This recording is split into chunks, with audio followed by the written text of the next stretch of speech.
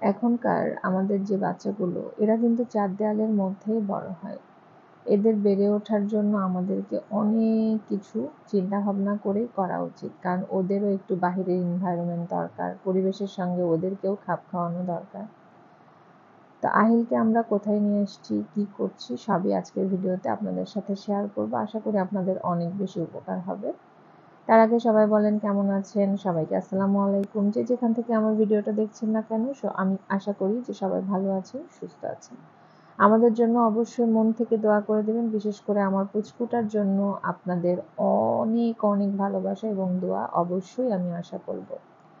তো আহিলকে নিয়ে আমরা সপ্তাহে 1 দিন বা 2 সপ্তাহে 1 দিন হলেও এইরকম পরিবেশে আসি, কারণ আহিলের জন্য এই জিনিসটা অনেক বেশি গুরুত্বপূর্ণ। নর্মালি আমরা অনেক জায়গায় যাই, রেস্টুরেন্ট বলেন, শপিং মল বলেন, তো এইসব জায়গা কিন্তু বাচ্চাদের জন্য অনেক বেশি ভালো জায়গা না।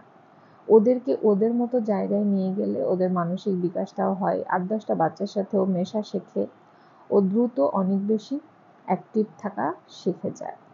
তো আমি চেষ্টা করি যে যেভাবেই হোক আহিলকে একটু এই সব জায়গায় নিয়ে, কারণ আহিলের কিন্তু আমি এবং ওর বাবা ছাড়া খেলার সাথী বলতে আসলে কেউই নাই, আমাদেরকেই ওরা পায় এবং সারাদিন আমরা ওর সাথে যে যতটুকু সময় পাই ততটুকুই দেওয়ার চেষ্টা করি।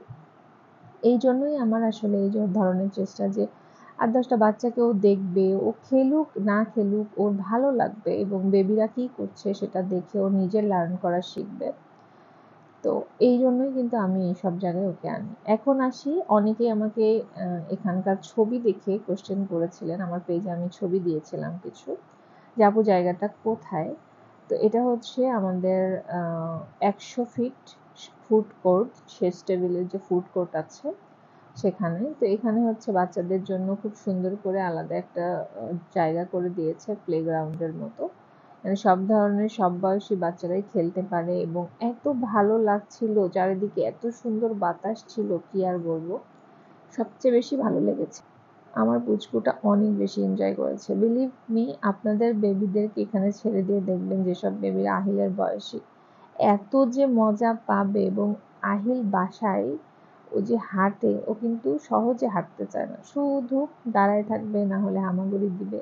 কিন্তু এখানে এসে আহিল কোনোভাবে হামাগুড়ি দিতে চাচ্ছিল না, সে শুধু দৌড় দিতে চাচ্ছিল এবং সে খুবই হ্যাপি। তার বাবার সাথে একবার হাত ধরে, আমার সাথে একবার হাত ধরে। তার বাবা তো ভয় পাচ্ছে, মনে করতেছে যে সে পড়ে যাবে, কিন্তু সে তো আলহামদুলিল্লাহ মানে দৌড় দেওয়ার মতো অবস্থা, সে শুধু দৌড় দিতে চায়। যে দেখেন দৌড় দিচ্ছে, পানি দেখে না, কিছু দেখে না, সব কিছুর মধ্যে তাকে আর ধরা যাচ্ছে না। সবুজ ঘেরা ঘাস, তারপর মাঠ, সবুজ গাছপালা, এসব কিন্তু আমাদের বাচ্চাদের জন্য অনেক বেশি গুরুত্বপূর্ণ।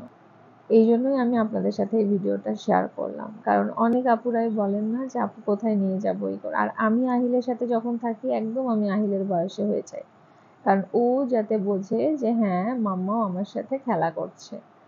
আপনারাও চেষ্টা করবেন আপনাদের বেবিদেরকে এইভাবেই সময় দেওয়ার, তাহলে ওদের সব ধরনের মানসিক বিকাশে সহায়তা করবে, ওদের কথা বলতে সহায়তা করবে, সব কিছুতেই ওদের দ্রুত দ্রুত সব কিছু এসে যাবে।